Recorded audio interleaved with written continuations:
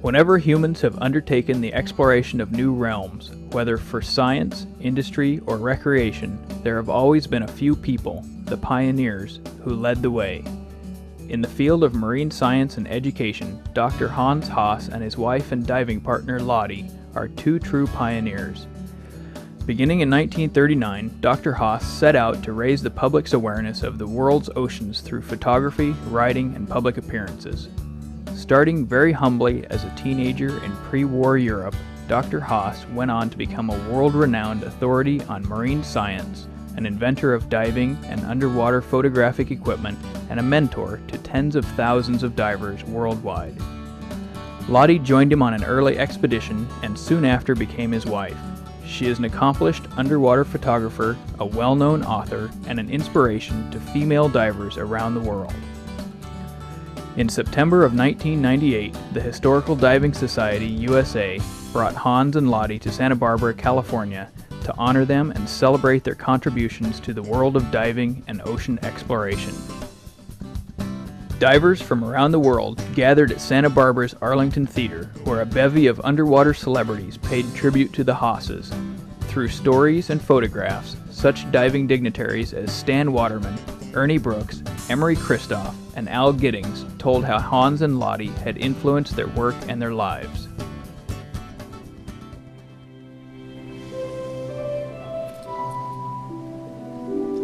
I believe that music is the other element that brings such a sensitivity to the sea. Along with images. A banquet held in their honor provided opportunity for more reflection on the Haas's careers.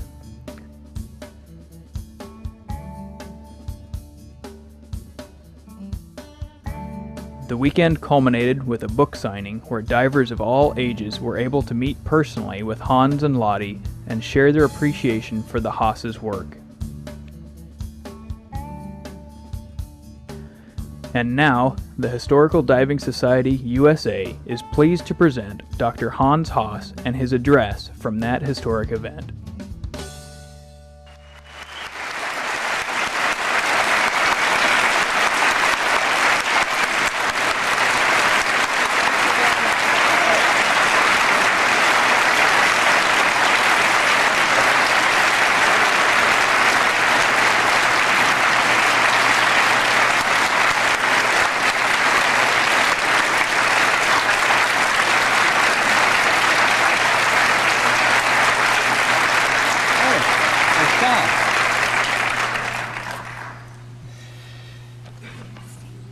Dear friends of the sea, dear fellow divers, ladies and gentlemen,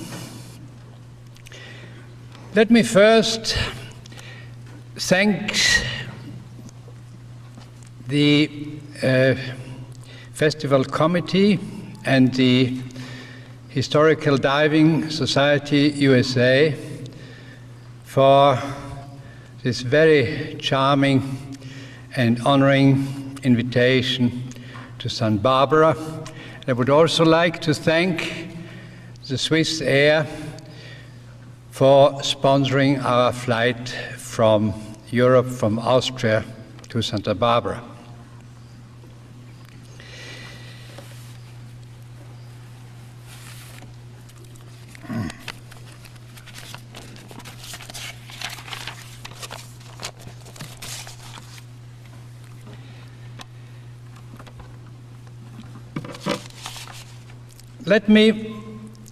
I will show you 20 slides and 3 portions of my very first films, which will take you back in a very far away time, more than 60 years back, in a time where this avalanche of underwater tourism hadn't yet started, where the world was very different than now, the sea almost untouched.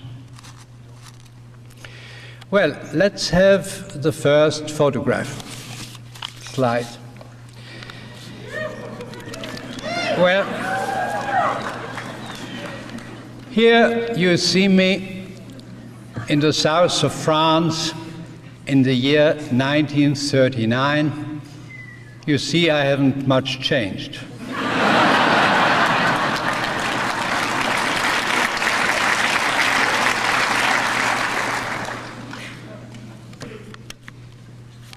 Well, hunting with a spear, with a 9-foot-long spear underwater with these small goggles of those days and without fins at the beginning, hunting fish in this way was a very difficult and interesting and very fair sport. Well, when I had many exciting adventures, when I came back home to Vienna and told my friends about these adventures, they just didn't believe me. They said, it is impossible, you can't catch a fish underwater. Well, that made me contact a blacksmith and commission him to make for me underwater housing for a small camera to bring proofs home next time. So that's how I started with underwater photography. Next slide. Hunting with this camera underwater is not less exciting than hunting with a spear. You must come much closer to the fish in this case. And you learn very quickly that fish out in the nature are very different. Every species has their different innate behavior patterns. They are different in their intelligence, in their reactions and actions.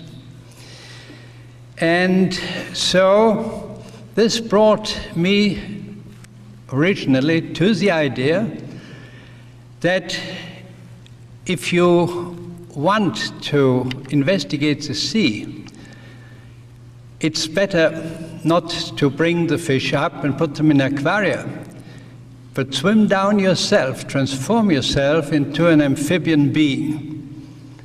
Study them in their own habitat. Next shot.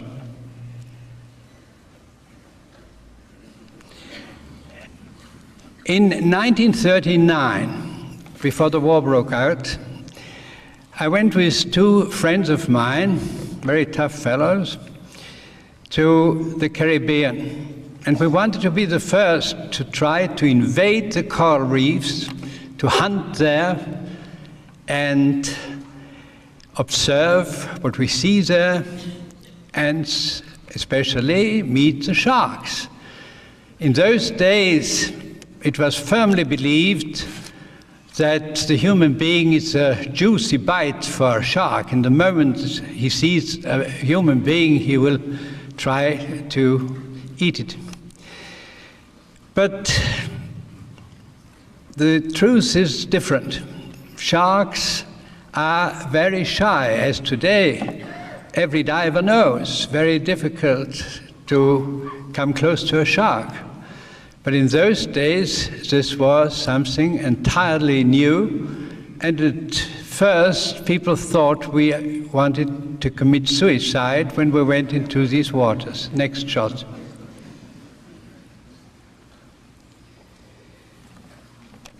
Well, I think this photo perhaps shows you, well, how beautiful sharks are. For me, they are the most beautiful animals in the sea.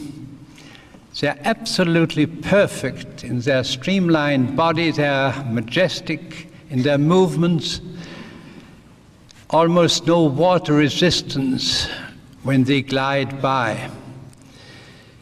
So through the months, we learned to know them very well, and only rarely have we encountered aggressive behavior. Next shot. The war broke out. We couldn't go home. We wanted to stay originally only 2 months, but then we stayed 8 months until we had a chance to go home via the United States, Japan, Russia, and so on. So we used this time.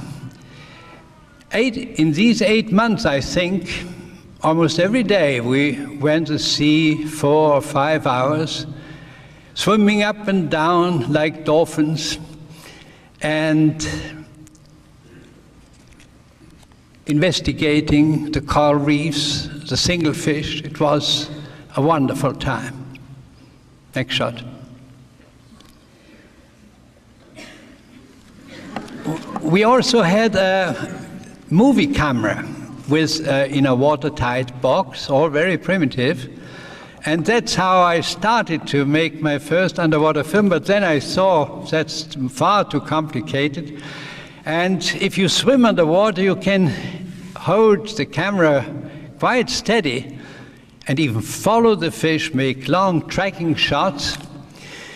And I will now show you the first film piece, which is from a film. From this film we turned in 1939, long time back.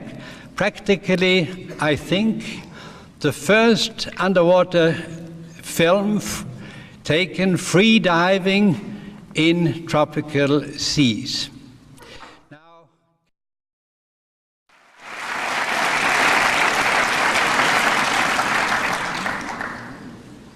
when we came back home, it was clear what we needed.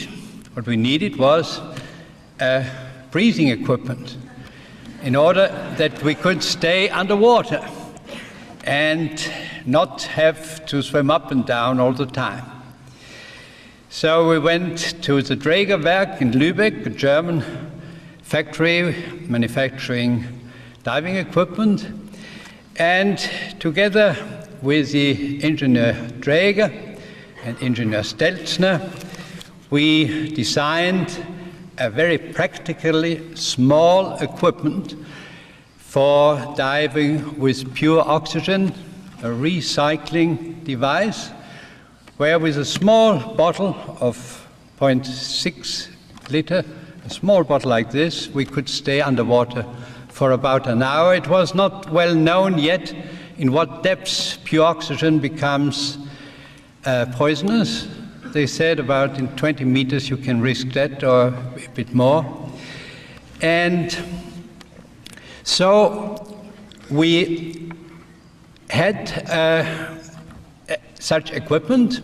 We tested it in 1941 and used it practically on an expedition to the Aegean Sea, to the Greek islands, for scientific research in grottos and all around the islands.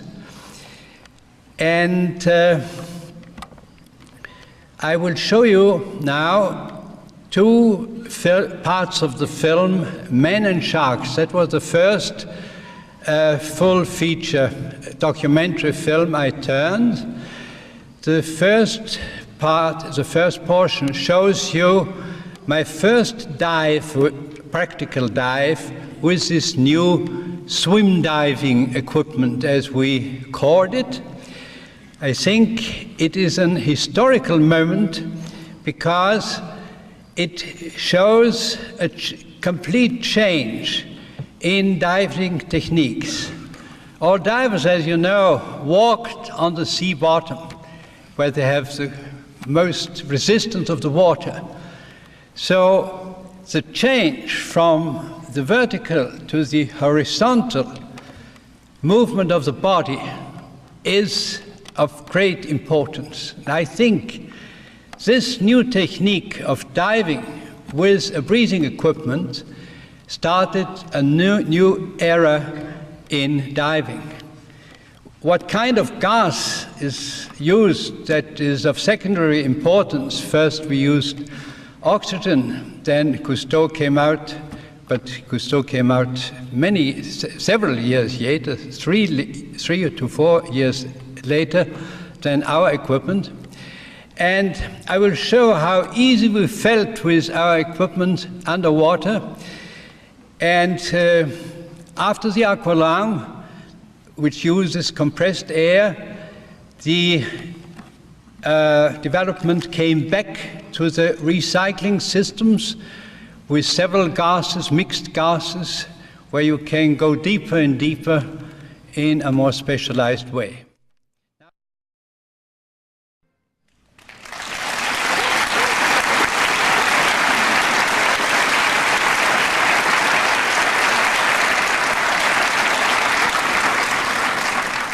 Well, in these final words of the film, I say that, in my opinion, I say in those days, by this expedition, a new technique of marine research was initiated. And today, so many years later, I again claim that this was a decisive changing point in human evolution.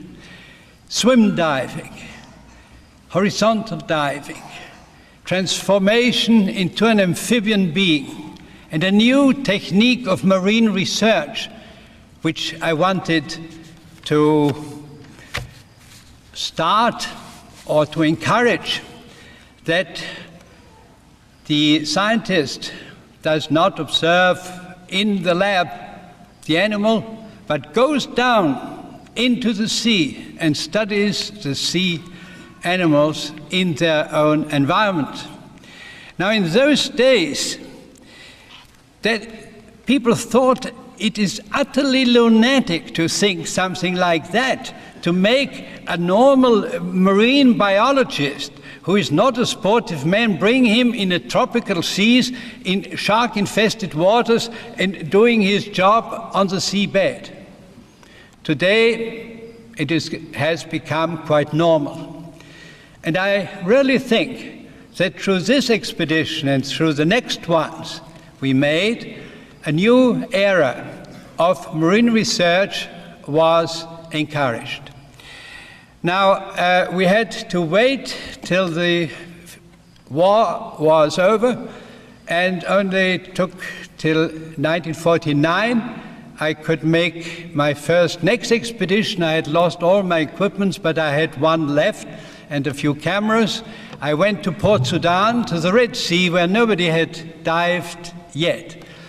And this expedition was a one-man expedition and quite successful. And I filmed, photographed sharks, and the sharks behaved just as in the Caribbean Sea, and quite harmless. And I made the first photographs, underwater photographs of manta rays. They went around the world in all the big magazines, and I got a film contract to make a film there about our adventures in the Red Sea, and I thought, this is a beautiful occasion. Perhaps if our film has success, we can get the money for our own research ship, because I needed a ship. I needed a ship to take these scientists with me and bring them down and show them what to do and how harmless the thing is to go down. Well, now let's have the first photo. Yeah. As I said, this was one of the photographs of the first photographs of manta ray, one of the most beautiful animals of the sea. Like a huge bird, he glides through the sea. Next shot. 3 months later, we were already back in Port Sudan with a team of 6, among them also a female diver, Lottie Bile, later my wife, now almost 50 years my wife. Happy marriage.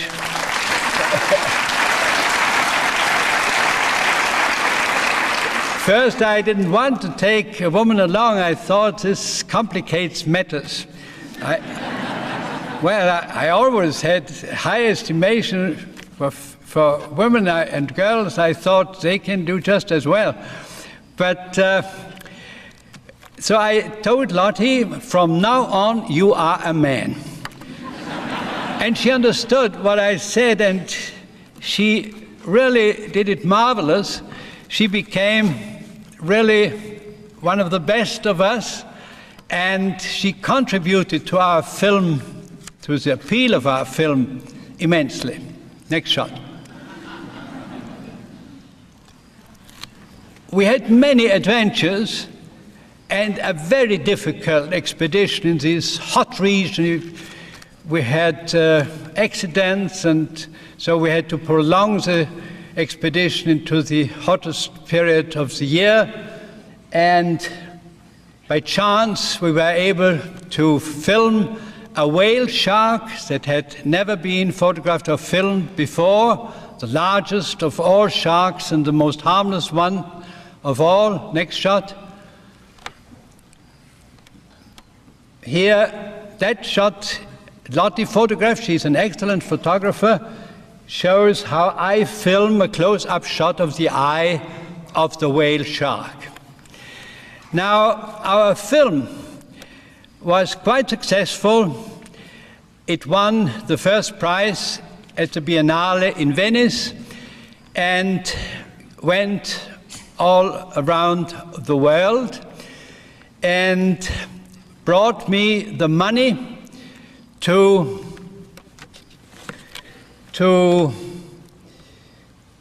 buy a ship. Next shot. Yeah, that's all right.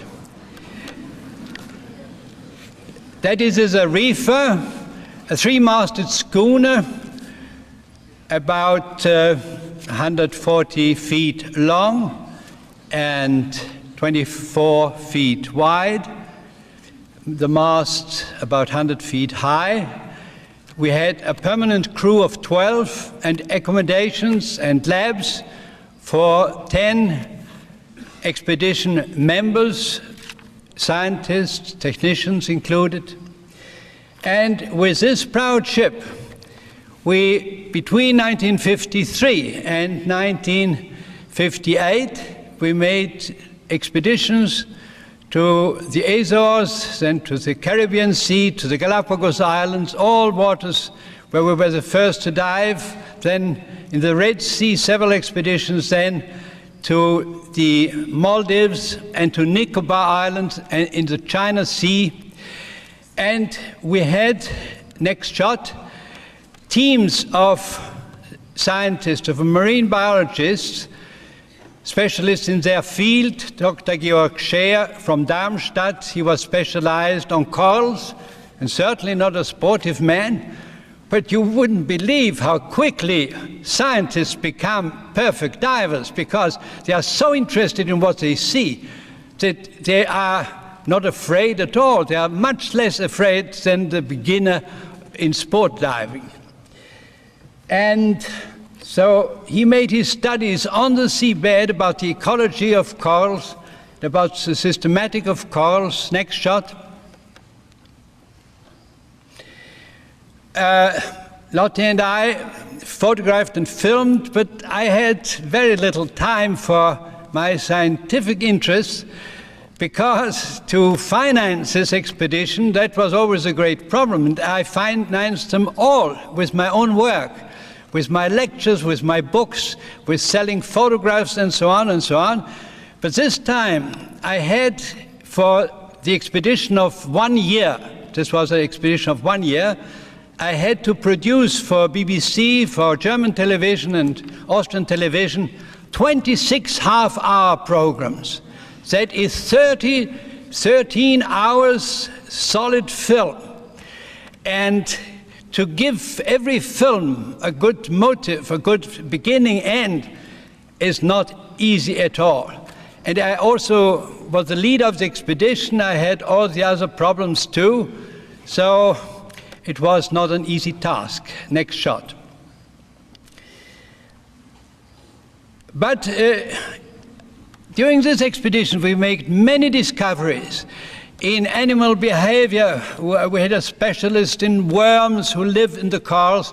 We have specialists in the various fields in fish and in crabs and so on. And they all went underwater and nothing happened. And it was at the most dangerous places, according to the meaning of the natives. And they all became good divers, and the scientific results of the Zariffa expeditions, here for instance, the symbiosis between a sea urchin and cardinal fishes, and next shot, were published in more than 150 scientific papers, and very much contributed to the fact that today, everywhere in the world where there's a biological station, the professors and the students go underwater, make underwater their experiments and observations, and do not mind whether there are sharks around or not. Now, let me tell you of my strongest impression, of my greatest adventure. I wanted to be the first also to approach a sperm whale underwater, the largest carnivorous animal in the sea. And we went to the Azores, and these big animals, as you know, the mammals, they dive down more than 3,000 feet deep, as we know today, and then come up to breathe. And my chance, if I wanted to film one, was that one would come in our direction when they surfaced. And this happened. We were among these fishers with these boats, and suddenly they shouted and pointed in a direction, and we saw like an engine passing underwater in our direction, a huge bull. And this for me was a moment of truth. I had nothing. I had only my camera and my little stick, which I always had with me. I jumped overboard and dived to about 30 feet down, surrounded by blue water. It was far out in the Atlantic Ocean. And I knew in the next moment, out of nothing will appear this monster. Next shot. And here you see what I saw. Here comes this enormous body.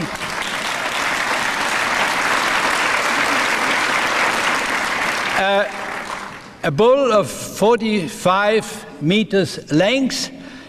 I took this photograph, turned on the film, and he was beside me, and I had the chance to take a second shot, next shot, which shows the portrait, the head of the sperm whale. You cannot see the eye. That's why this animal looks so monstrous. It's 4 meters back. On the photograph you can discern it. But now the interesting thing, suddenly the clicking noise of my camera disturbed this animal. And it turned, this tremendous animal turned and went down, straight down into the deep and disappeared. Next shot. During the following days, we also filmed and photographed how they are hunted, how they are killed, how all this blood streams in the water, how sharks come and attack them. And you see I'm swimming here right under the mouth. But the interesting thing is, even in this situation, they did not attack us. When they came in our direction, they would deviate and did nothing to us. Next shot. And certainly Lottie was again with us, and that is the tail fin of a female sperm whale. They are only half as big as the males, and it's very difficult to get hold. You can only for a moment, but Lottie was very quick. Well, I have come to the end of this presentation. Next shot. And I want to summarize that I truly think that the importance was for man to overcome this habitude to walk as on land on the sea bottom. That was a great change, to transform the human being into an amphibian being again. So we can make light. These expeditions were successful, as I said. I had done what I had set out to do. You can now finish with this picture. We have seen it enough, and make light. It's the end. And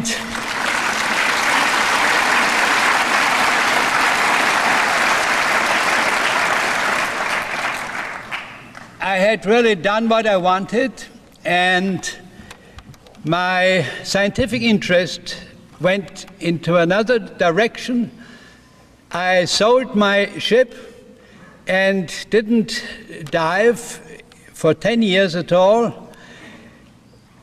The interest shifted to evolution, to this interesting question for mankind, to the crucial question, does man see himself or assess himself correctly? Is the evolution of the human technique, of the human politics, of human arts, the human life organization, is this really something entirely different from the evolution of animals, of plants, of all our ancestors? Or are the same invisible laws guiding all this structuralization of matter in the life stream? Well, this was the next expedition I undertook, and I didn't know that it would take me so long. It has taken me now 40 years, and I'm still heading on, and I think till the end of my life, this study will interest me. But so you will understand, so my fellow friend divers, I'm only half with you, because I'm still a diver with you. But for the last 40 years, I mainly tried to dive into other regions of knowledge.